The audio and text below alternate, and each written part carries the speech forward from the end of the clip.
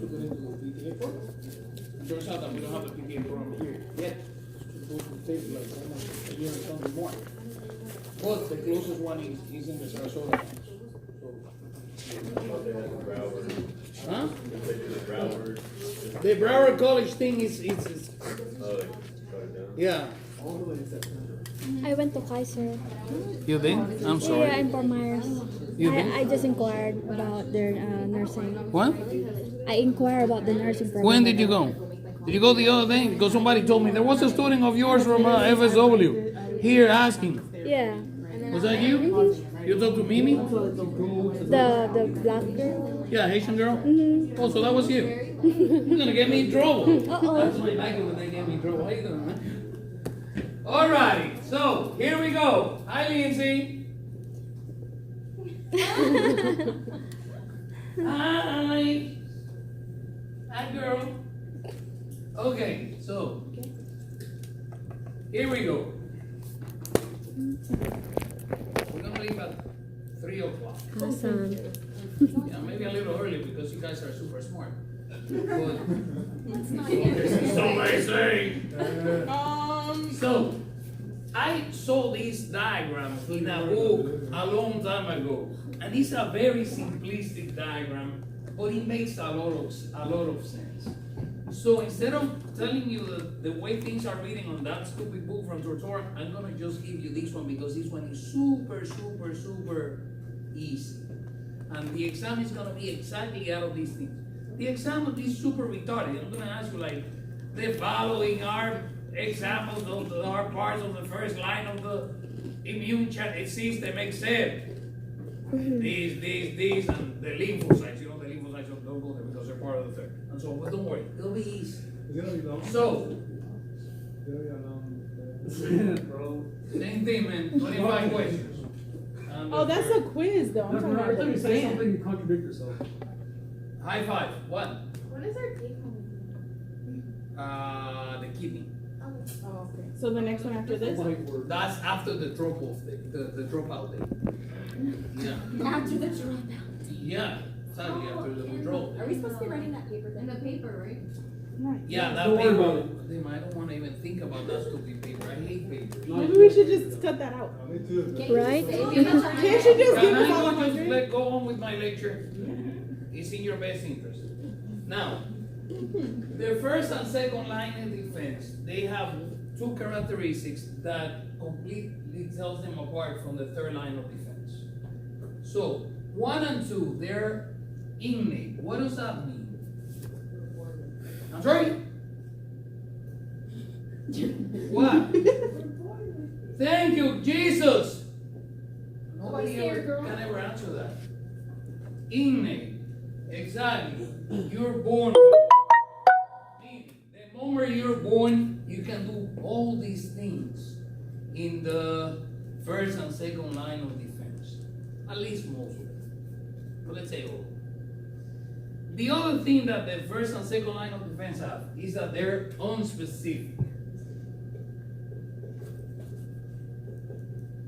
Meaning, it doesn't matter if you're getting an atomic bomb, a bullet, a knife, Pseudomonas, Streptococcus, the flu, the rotavirus, whatever. It's coming to get you. All these barriers are gonna work the same way. It's not like, no, I'm gonna protect you against you or not against you. No, they protect you against everything, regardless.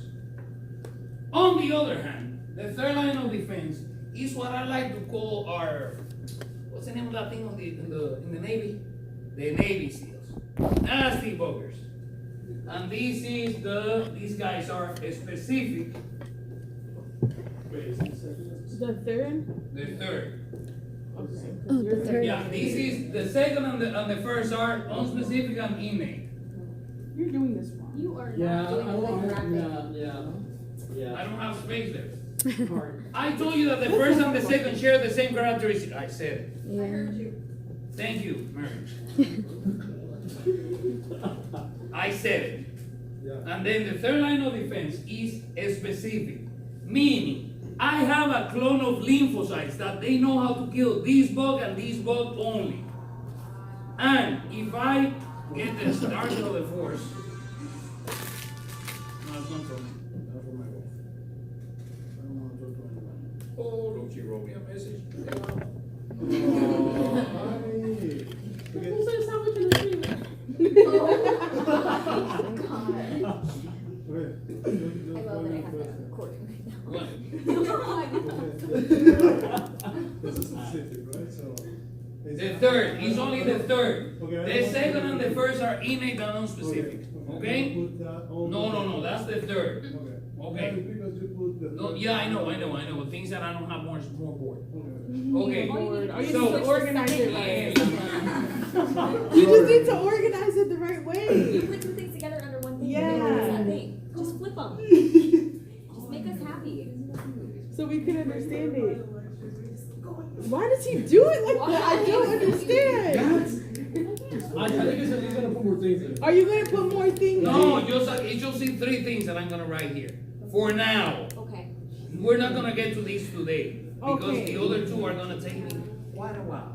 Okay. Now, what does specific means? I have a lymphocyte that is trained to kill this bug and this bug only. And I have a clone of those lymphocytes. And they're swimming around my blood. If I get attacked by this bug, those lymphocytes are gonna get the alarm. We have a Murray running around, and they're gonna go to the lymph nodes and they're gonna my doses. Now I have an army of these Murray killing bugs, cells, and they're gonna go after anything that says Murray. Once the immune response is done, they're supposed to die and just leave a few of them, your small reserve swimming around. Now, and then if I get attacked by this other bug, I have another group of cells that are trained to kill this bug and this bug only, and that bug and this virus and so on. So they're specific. Now, the other thing is that these guys are innate, meaning you get them when right at birth. Hold on. So what is the opposite of innate? Help me. Acquired. Acquired. Meaning, I get in contact with the bug, and my immune system learns to fight the bug. And this acquired business happens in two different manners, naturally or artificially. What is natural acquired immunity? What do you think? Meaning, Your body does it on its own. we're talking about exposure. No, that's it. No, but that's not That's bad. artificial. Exactly. So what would be the natural way of So getting you come in exposed? contact with You come in contact with disease, you get sick. So when my daughter was 7 months old, we signed her up for daycare.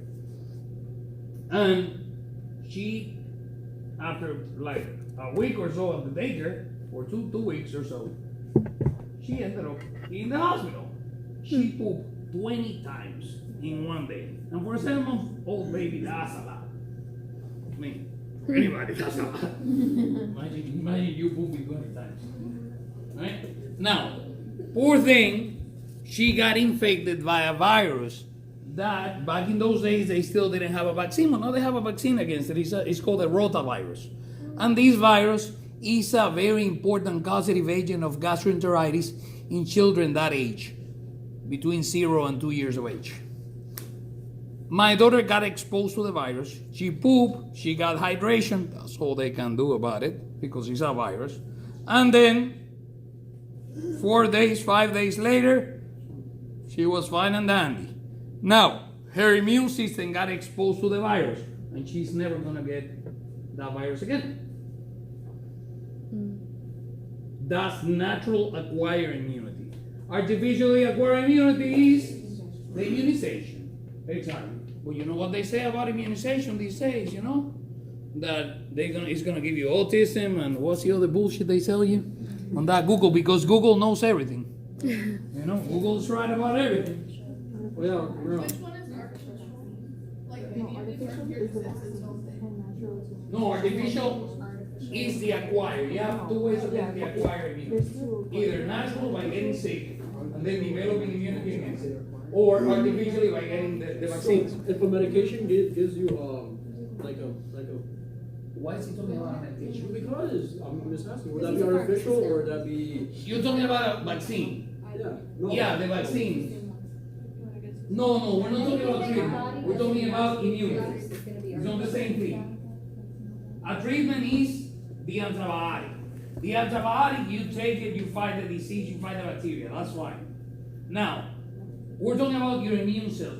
I think that you're confused because everybody has this misconception that I'm immune to that antibiotic. Right? That's what you have in your head, right? Maybe. Yeah, of course. You're not immune to the stupid antibiotic. The bacteria is immune to the antibiotic. The bacteria is the one that develops resistance to the antibiotic. Take anatomy, micro with me next semester and we'll talk about I'll that. take it over the summer with you. Okay, great. Yes, gorgeous. What else? You said the third line of defense is the lymphocytes, like it's specific, so it has. We're getting to that. Yeah, it's the lymphocytes. But They're is it called- only lymphocytes? Yes. Okay. B as in boy, T as in Tom. Beta. Is it beta? No. B as in bone marrow, T as in Hold on, I thymus. have this. I have this. I have this. Now, so you get the vaccine, and whenever you get vaccinated, your T cells and your B cells are gonna create a clone of cells that are gonna be trained to fight that bacteria or virus, whatever you're exposed to.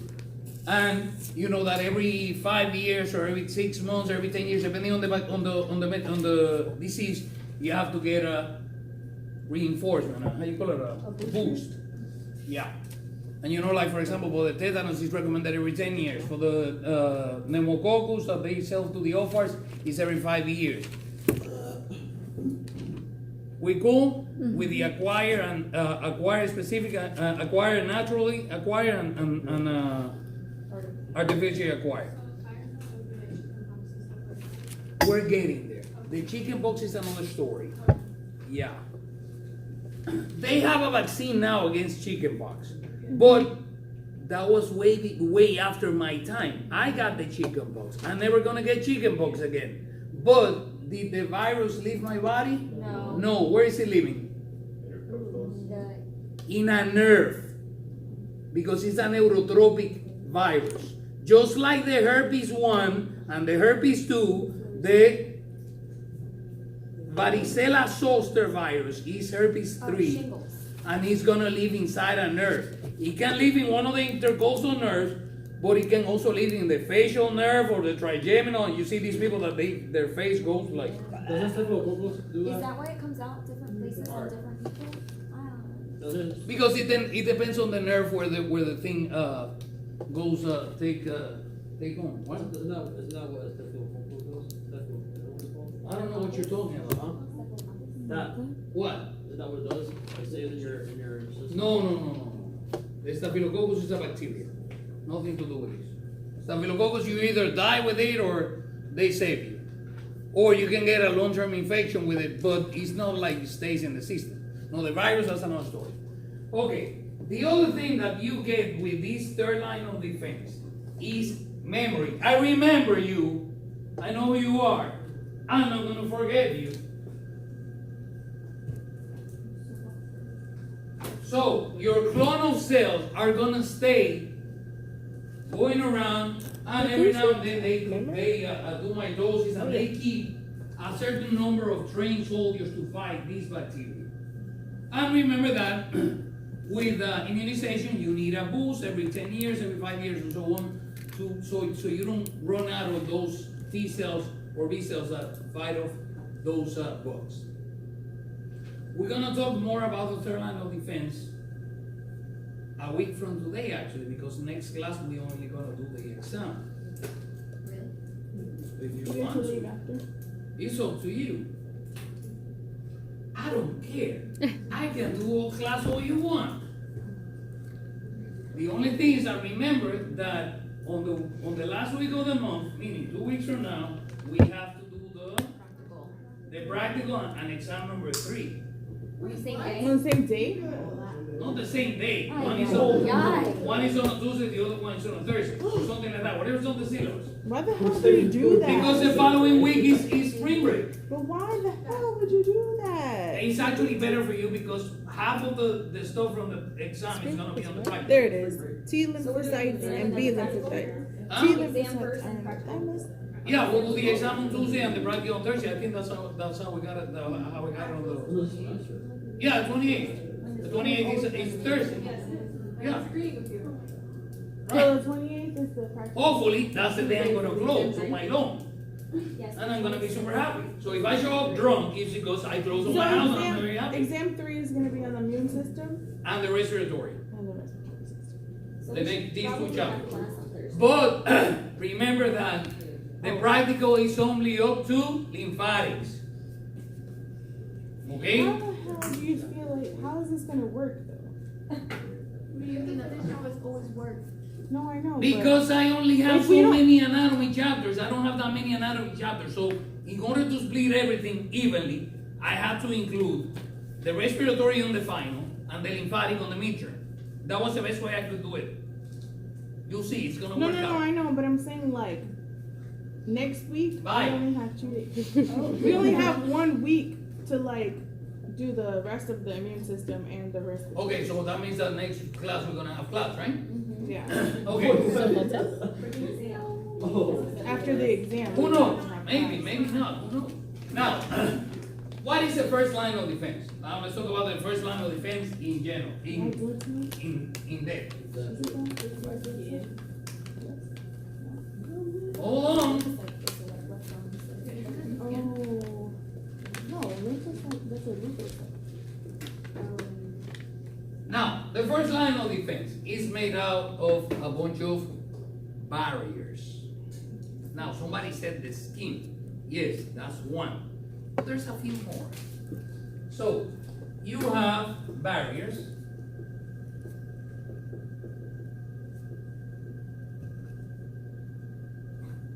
So you have physical barriers. You have chemical barriers. You have mechanical barriers. And you have the normal flora. Oh, shit, there's 4. What is that? Normal? It's gonna blow. It's gonna blow! Okay.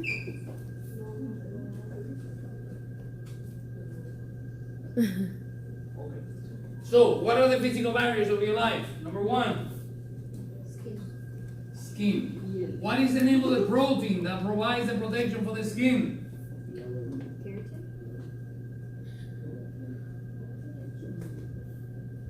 So remember the keratin, my fellow Americans. It keeps you safe. It keeps you dry. It keeps the water on the inside and all the junk on the outside. Now, I said this before and I'm going to keep saying it until the day I drop dead. Everything in your life is in your body has 2 functions and 2 functions only: to keep you hydrated and to keep you safe from the bugs. So every part of your body is part of your immune system. Everything is there to protect you. So yes, the shape of your body, the way your everything works in your body is to do whatever function plus to protect you from the bugs. So the skin has this keratin that makes you waterproof and it makes you bug proof. Very few bugs can actually penetrate through the skin and cause disease. You know? So, and that's why whenever you get a patient with a nasty, how you call it? Pressure ulcers, it is such a big deal. That is the problem with pressure ulcers, is that you're opening a portal for infection. The same thing when you have an open wound. You get somebody who is getting surgery. That's an open wound right there. And you're going to see a bunch of patients that are going to get infection on the wound because it's an open wound. So the bacteria from the skin is gonna give you infect the wound. Yeah, I know. So cool. Yeah, but still you're gonna get the infection. It doesn't matter. You're still gonna die, man. There's no way around that. So, anyway, what's another barrier that we have? The mucosa. The stratified squamous epithelium without the keratin. That's also another barrier. The fact that it has a bunch of layers of cells. The fact that they shred. The fact that they're moist. The fact that besides the mucus that you produce in your vagina, ladies, the mucus produced in the vagina is also part of the process. Caca! Despéjate! So,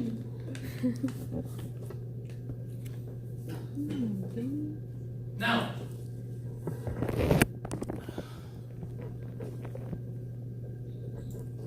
I'm going to give you the example of shape.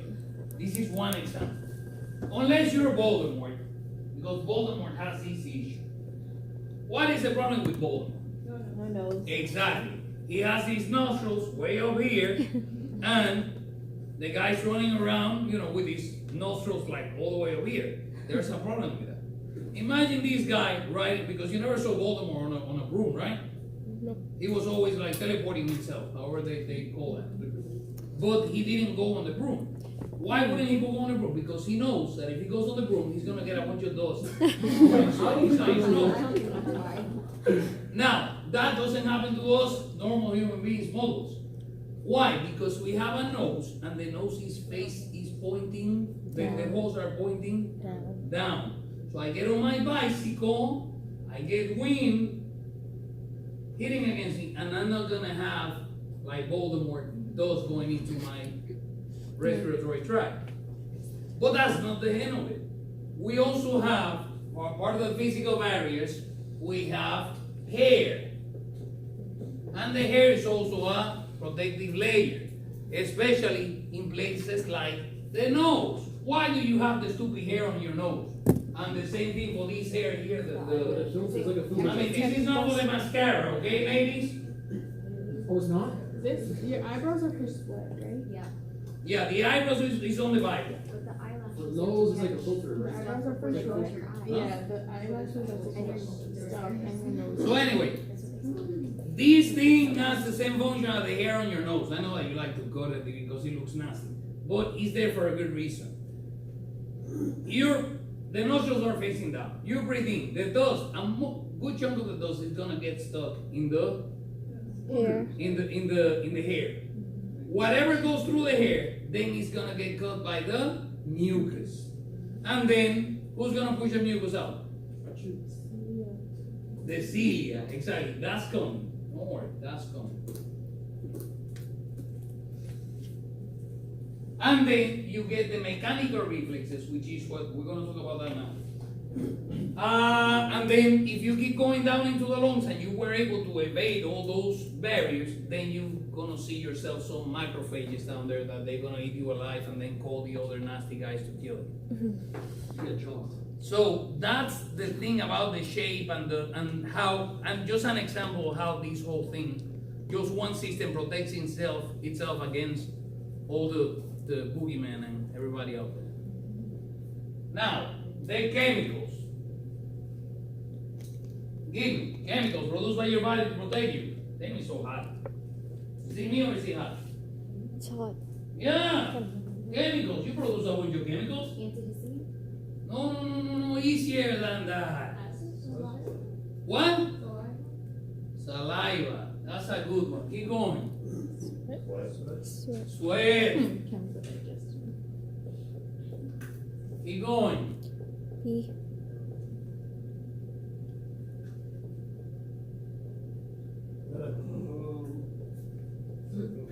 That's not your part. Oh, I thought you said ears. Not it. Earwax. Alright,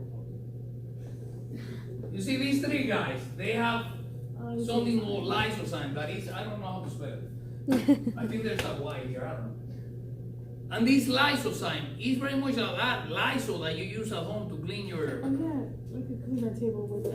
Exactly. Yeah, you can you squeeze Rodriguez out to get a bunch of tears, and you clean with these tears. Same thing. Now, the other thing about the sweat and the saliva is that they're what? What taste? When you taste the sweat from your mouth, salty. Exactly. Sodium. What? You don't taste the sexual sweat from your boyfriend? No. You should. That's part of the pheromones. Oh You're no. not enjoying the full experience of the boyfriend. Okay. Experience of the Now, What? Drink when we get to the sweat? when we get to the reproductive system, we're gonna talk about the business of the pheromones. And the sweat, they have the pheromones. The same thing with the smell of your hoochie and the smell of his penis and all that stuff. That's part of the stuff that gets you going. Yeah, no, ladies, people, that is true. It's called pheromones. Every single creature on the planet has pheromones. And we have our own pheromones, mosquitoes have pheromones, everybody has pheromones. So because that's how you attract your partner. Now, the thing is that humans, we make it more complicated. We have to buy chocolate, flowers, and all that stuff. You have to spend a fortune on the woman. Well, and then, maybe, If you're lucky enough. exactly. Talking around the sex ed teacher. Exactly. Now, what is the thing with the sweat, with the salty business? Very few bacteria can actually, when you take microbiology, they're gonna teach you that there's a very limited number of bacteria that we call those Is that important? everything is Writing it is important. Halophile? that those are the only bacteria that like salty business. If you're not a halophile, you're not gonna like sweat. So the sweat is a very good protective business against the bugs. Because and that's why, what do they use at the hospital to clean wounds and stuff like that? Saline solutions, you see? And this stuff is more salty than the saline solution. Saltier, yes. Is gastric juice also? I'm getting there, gorgeous. Thank you very much for telling me. That's the most important one. Yes, I was hoping that one of you would say it, and there you go. She said. So, that's the important business of the sweat. The same thing with the saliva. The saliva is salty, and that's also protection business. What else? What do you produce here in your nose? Mucus. And you produce mucus all over your life. You produce mucus here in the nose, you produce mucus in the vagina, you produce mucus inside the respiratory tract. It's all mucus. And the mucus is also there to save you from the bugs. What's the difference between mucus and mucosa? The mucosa is the membrane, the surface. Ah, okay. And the mucus is Is that what they produce? exactly. Now, she said, Gastric juice. we're not gonna call it gastric juice because the gastric juice has this stuff plus a bunch of other junk that to these right now they don't come into play. But this one does. Hydrochloric acid. Yes. Now, Oh, that's on some. because it's important. Oh, in the other class I wrote, I took the whole board. Now, Hydrochloric acid. Now, the hydrochloric acid is a very, very, very, very important defense business you have. Because you gotta understand that we eat a lot of junk. And I'm not talking about junk food from McDonald's, no. Everything that we eat from the outside is exposed to bugs, to viruses, to bacteria, to everything. So what's gonna keep us safe from all that stuff? The acid of that stomach.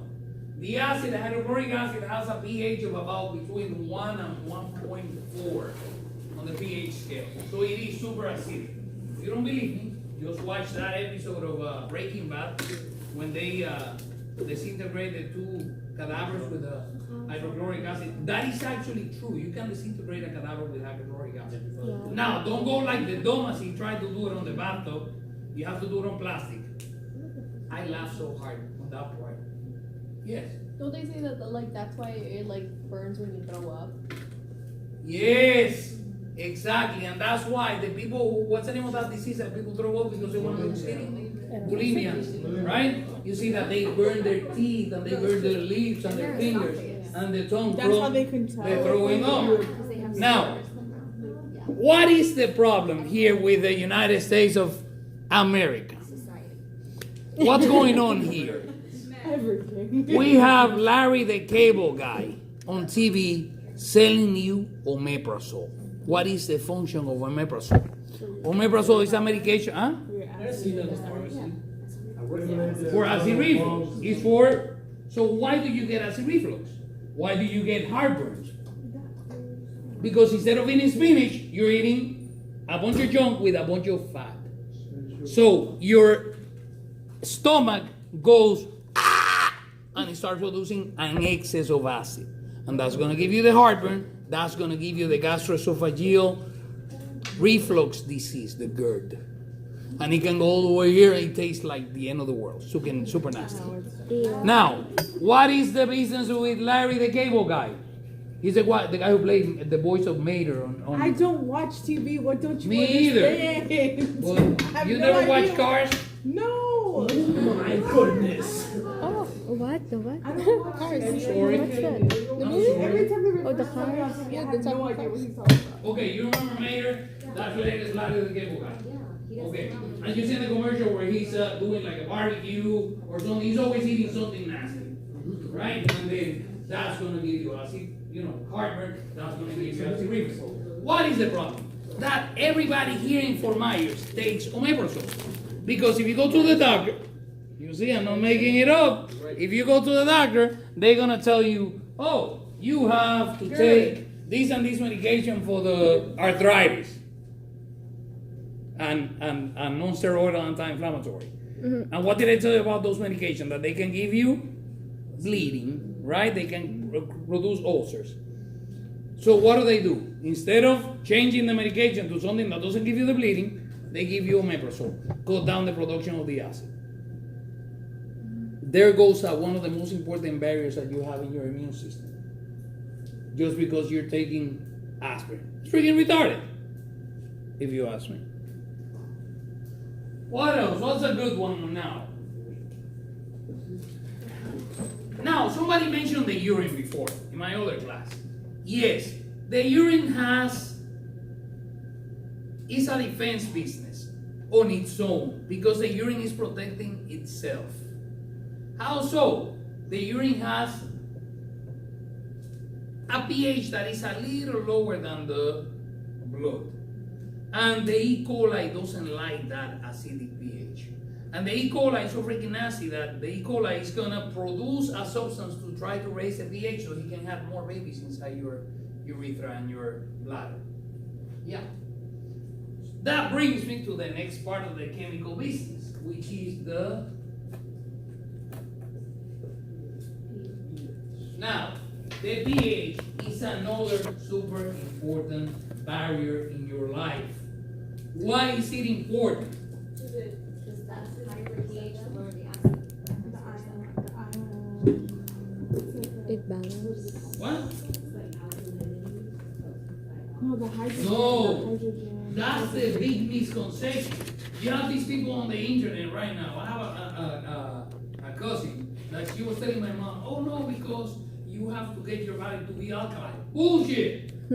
Everything in your body, most of the surfaces that are delicate, that have a delicate meaning, that they're like exposed to the shit, they have a low pH. Meaning, your Gucci. That's the most important example. In that movie, a beautiful movie, so romantic. What's the name of the movie? Sausage Party. Who's the bad guy? The douche. The douche. Why is he bad? Because he's... Because when you use the douche, not you. No. When you use the douche, Rodriguez. When you use the douche, what are you gonna do? You're gonna raise the pH of the vagina. And if you raise the pH of the vagina, the whole thing goes down the freaking drain. Don't use a douche. Exactly. And look at the business of the pH and the acid of the stomach. That's why the acid of the stomach is effective, is because of the low pH. Very few bacteria can actually withstand the acid of the stomach. Very few viruses. Like for example, when you take microbiology, they're going to teach you that viruses come with a membrane on the outside, meaning what they call it, a coat. Encoded viruses and viruses without the coat. The coat is made out of phospholipids, just like a cell membrane. Now, the guys with the cell membrane, with the coat, they're more delicate, they're more fragile, you can say. And they go inside the stomach and they die. But the guys without the coat, like nothing ever happened. So, to give you an example, the rhinovirus that causes the cold, that can only work here. If you throw it in the stomach, it dies. But on the other hand, hepatitis A and hepatitis E as in Edward, A as in Apple, E as in Edward, that they're transmitted through the fecal oral route, because you wipe your butt and they don't wash your hands. That's why you see in every restaurant you go to, employee must wash hands before this to avoid that kind of stuff. So those two viruses, they don't have a coat, so they can go in the stomach, they survive the acid, and then they're absorbed and they go to the liver and they cause hepatitis. You see? Bacteria, very few bacteria can actually survive the acid of the stomach. The one bacteria that always comes to mind is the Helicobacter pylori, the H. pylori, that causes ulcers. And that bacteria can actually cause, reduces the amount of mucus in the stomach, and it causes the ulcers. Well, that's a causative agent for ulcers in people your age, people in their 20s, girls in their 20s. Sushi. No, nothing to do with sushi, man. Even eating McDonald's. I love sushi. No athletic style. I love sushi. Now, any questions about the chemicals? And the pH? Remember, the pH has to be kept. Now, what is the reason why the pH has to be kept at bay? Always the acidic pH in the vagina. Always the acidic pH in the groin.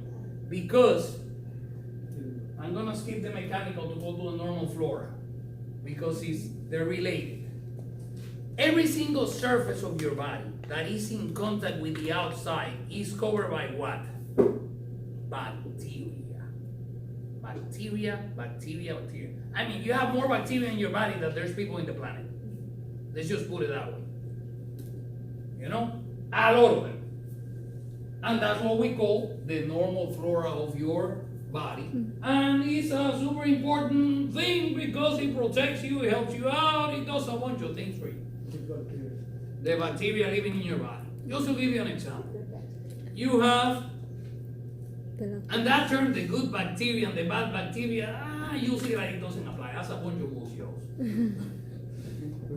I'm telling you, man, it's funny. The people funny. When let me see, who has a kid? Gorgeous over there back there. When your kid was born, what was the first thing they do to the kid? They give him a shot of vitamin K. Why does a baby need a shot of vitamin K? Because when the baby's inside the uterus, the baby's not in contact with the outside. The baby doesn't have bacteria in the intestine. And one of the most important functions, among many functions of the E. coli in your intestine, is to produce vitamin K. So, since you were just born, you just came out and you're like, wow, because you're having a bad day. Now, we have to make it worse and give you a shot on the leg and give you the vitamin K. So, that's how important this bacteria is. But then there's another reason why the bacteria helps you avoid the infection. The bacteria occupies space. And the space is occupied by the bacteria, and nobody else can go into that space because the bacteria is there. Imagine that you have you decided to get into investment and you decided to buy a bunch of apartments, and now you have a rental community. So you screen all your tenants, and then you got the good tenants. They pay the rent on time, they take care of the place, everybody's happy, right? But then guess what? Your tenants started to die, started to move out, and now you have your apartments are empty, And now the bad tenants move in and they wreck the place. Exactly what happens to your body. So that's why the pH of the vagina is so important, because the bacteria that lives in the vagina and the groin likes an acidic environment. And if you raise the pH of the vagina, what's going to happen to this bacteria? It's going to die, and now you're going to have empty apartments down there, and who's going to thrive? The yeast, which is a fungus. Exactly. That's why you get yeast infection in your hooch. Now, what else is going to give you, right there along that same line, is going to give you infection of your body? Because you kill the good bacteria. I said it all right there. I suddenly swear that I'm not up to no good. Huh?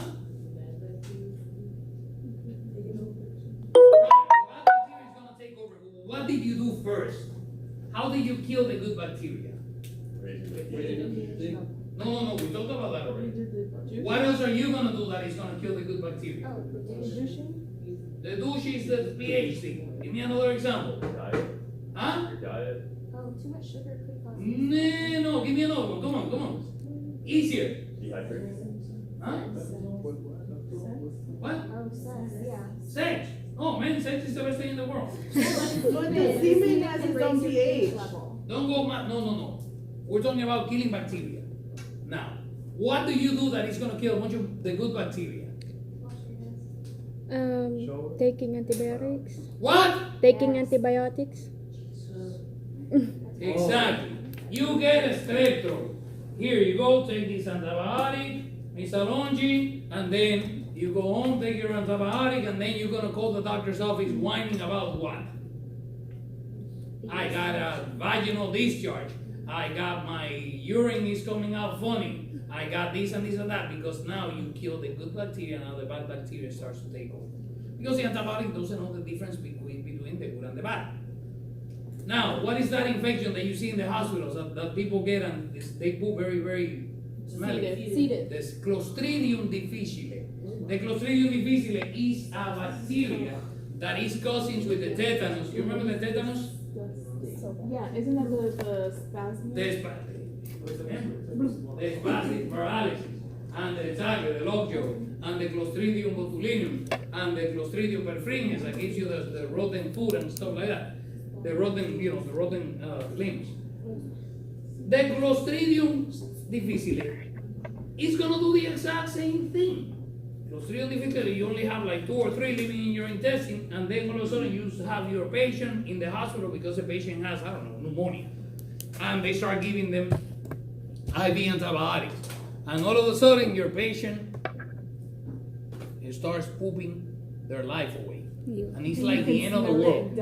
Exactly, it's like the end of the world. Every time this person poops, exactly, it's freaking stinky as hell. So, why did the person get the C. diff? Because you kill the good bacteria of the intestine, and now the C. diff is taking over the world. Exactly the same business. CDIF. Please, Miss. He's gonna spell the whole entire No. Can you see it?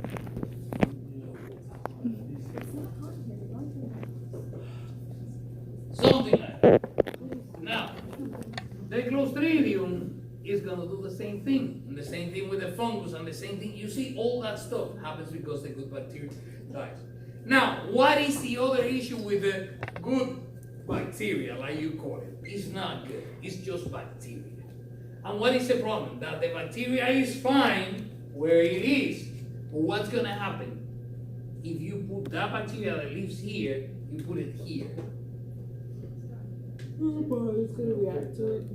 Exactly. It's going to start going and affecting Why do here. you keep damaging stuff? Oh my God. Why did you do that? Oh my goodness. I'm going to write little word here. So, exactly. You're going to see a bunch of Wolfarts living in the nursing home. And you know, old people, I don't know if that happened to your grandmother, they don't like to eat much. No, she don't know. Right? My mother is like, I don't feel like eating right now. Although she sent me a text yesterday. Can you bring me some shrimp and some batata? No, batata. What's the batata? Potato. Batata. Yeah. Bueno, I don't know. Sweet potato. Yeah, Cubans, yeah, sweet potato. So she's gonna bring me some sweet potato and some shrimp. Okay, cool. I didn't. I have to because I was working at Cassia last night. So I have to send my wife this morning to go to the supermarket and get that for her. But my mother can go the whole freaking day without eating. What is the problem if you don't eat? What doesn't move? The GI tract. Huh? The GI tract. The GI tract doesn't move. And what happens to the GI tract if it doesn't move? Gets The bacteria is acidic. just gonna They sit go in their there. little pockets. And they're gonna go, okay, what do we do now? Let's make some babies. So it's like people, when they get bored, they have sex. Bacteria is the same thing. So they have a bunch of babies. And the bacteria is gonna start to spread. And the worst thing you wanna see is a mold fart with pneumonia caused by E. coli. I seen that, and it's not a pretty picture. And he wasn't a mold fart, he was a guy about your age. This guy, for whatever reason, he got contaminated by E. coli on his lungs. He got a nasty pneumonia. And if you think that the sea leaf smells, they put a chest tube on this guy, and whatever was draining out of there, it was like the end of the freaking world. I mean,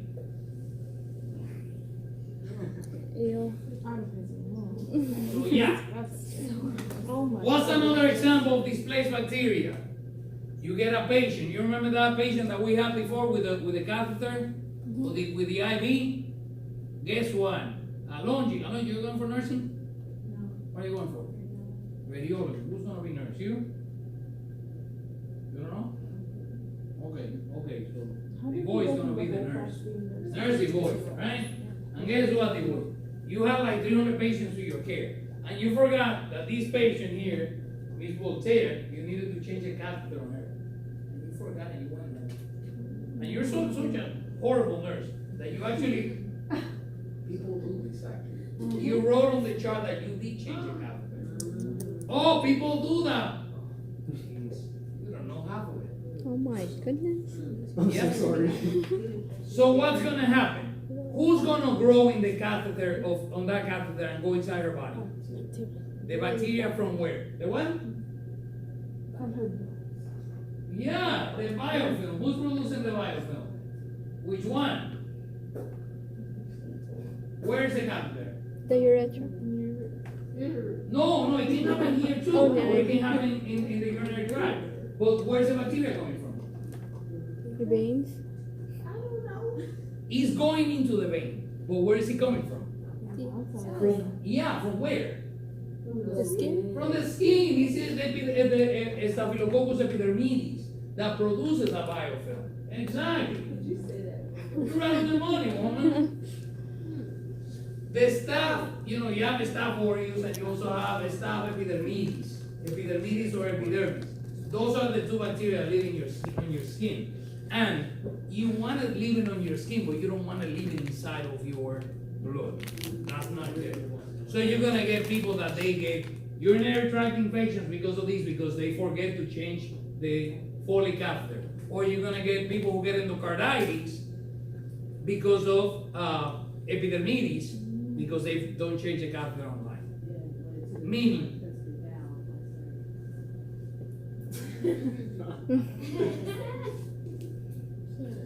anyway, you see, we're making progress. Mechanical, right? Mechanical now? We're getting to mechanical now. So we're done with the flora, right? Wait, you didn't write anything before. Oh my I said everything God. myself. For the whole Writing it time. so that I can write it. The whole bacteria thing was a fluke. No, he wasn't. Now, the other thing is that the normal flora leaves, like for example, the streptococcus that causes the Streptococcus pyogenes. It's called laryngitis, not called strep It's a freaking retarded term that they use. I hate that stuff. The laryngitis is caused by the streptococcus, right? The streptococcus lives on your throat. It's in there. Now, if your immune system goes down for whatever reason, the streptococcus is gonna go wrong and give you the laryngitis. Now, here comes the question. When you are stressed out, what hormone do you produce? Cortisol. Cortisol, thank you. Now, what is the cortisol gonna do? It's gonna go inside your white blood cells and it's gonna tell the white blood cells.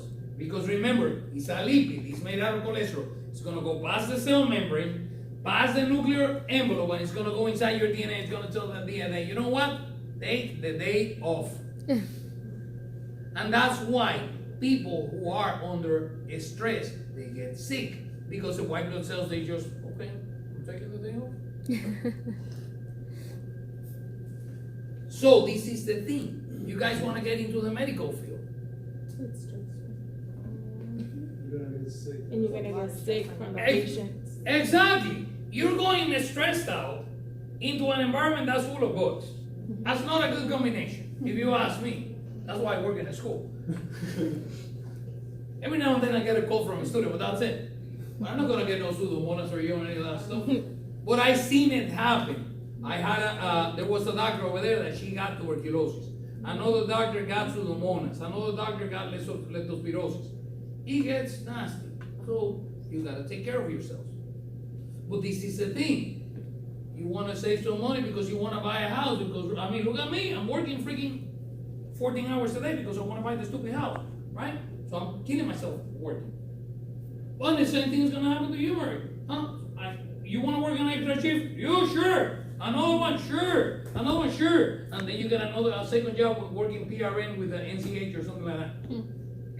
And now your stress level is here. And guess what? To make things even worse, you're working the night shift. I love that. I don't understand why you do that. it's Because not I bad. loved the night shift. It was perfect. for me. I know, but your body doesn't work at night. Your body's not supposed to work at night. Mine does. Mine No. works at night. Yes, I can't It sleep doesn't. at night. We went Oh, over this. you want me to really, We really? went over this already. Yeah. So, what is the issue? That if you work at night, your stress level that is already here is gonna go here.